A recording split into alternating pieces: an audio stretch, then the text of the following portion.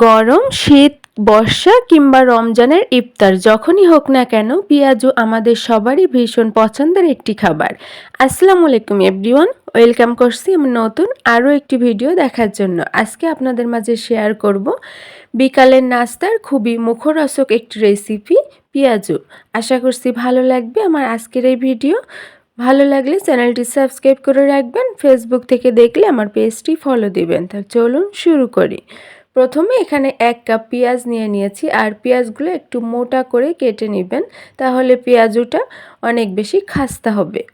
এখন পেঁয়াজটা এখানে দিয়ে দিয়েছি, আর সাথে দিয়ে দিচ্ছি লাল, সবুজ, হলুদ মিলে কয়েকটি কাঁচামরিচ কুচি করে নিয়েছি। এখানে ঝালটা আপনাদের স্বাদ মতো দিয়ে নেবেন। সাথে দিয়ে দিচ্ছি এখন স্বাদ মতো লবণ, আর দিয়ে দিচ্ছি 1/4 চা চামচ করে ধনিয়ার গুঁড়া আর জিরার গুঁড়া। এখানে জিরাটা ভাজা জিরার গুঁড়া ব্যবহার করেছি, আপনারা কাঁচা জিরার গুঁড়াটাও ব্যবহার করতে পারবেন। সাথে দিয়ে দিচ্ছি 1/4 চা চামচের মতো হলুদের গুঁড়া একটু কালারের জন্য, আর সাথে দিয়ে দিচ্ছি কালো গোলমরিচের গুঁড়া দিয়ে দিচ্ছি 1/4 চা চামচ। 1 চা চামচের 4 ভাগের 1 ভাগটাই 1/4 চা চামচ। সাথে 1 চা চামচ দিয়ে দিচ্ছি অরিগানো, এটা পুরোপুরি অপশনাল, ঘরে থাকলে দিয়ে দিবেন, না থাকলে স্কিপ করবেন। এখন এই পেঁয়াজুটা মচমচে করার জন্য দিয়ে দিয়েছি বেকিং সোডা 1/4 চা চামচ, আর 1 চিমটি পরিমাণ দিয়ে দিচ্ছি টেস্টিং সল্ট, এটাও অপশনাল। আর সুন্দর কালারের জন্য দিয়ে দিচ্ছি 1/4 চা চামচ জর্দা কালার, আর 1/2 চা চামচ দিয়ে দিচ্ছি রসুন বাটা। দিয়ে হাত দিয়ে খুব ভালোভাবে একটু মেখে এই পেঁয়াজটি একটু নরম করে নিতে হবে, পুরোপুরি নরম করে নেওয়া যাবে না।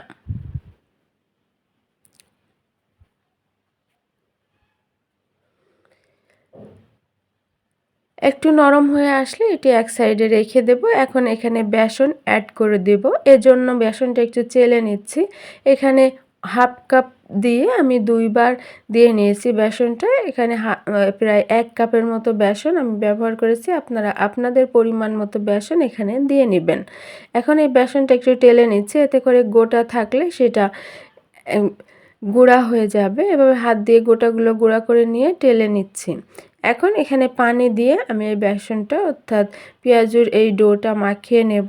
এর জন্য এখানে নর্মাল টেম্পারেচারে থাকা পানি নিয়ে নিচ্ছি, আর পানির পরিমাণটা আমি বলছি না, এখানে আপনাদের কম বেশি লাগতে পারে, সেক্ষেত্রে আমি এখানে পানিটা পরিমাণ করে দেই না, এজন্য পানির পরিমাণটা আমি এখানে বলছি না।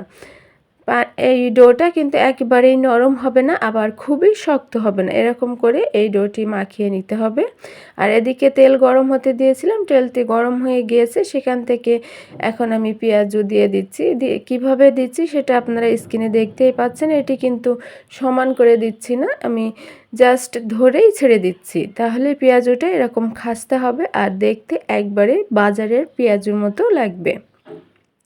এখন উল্টিয়ে পাল্টিয়ে সবগুলো উঠিয়ে নিয়ে নেব, আর মচমচে একটু ঠান্ডা হয়ে গেলে দেখবেন মচমচে হয়ে যাবে।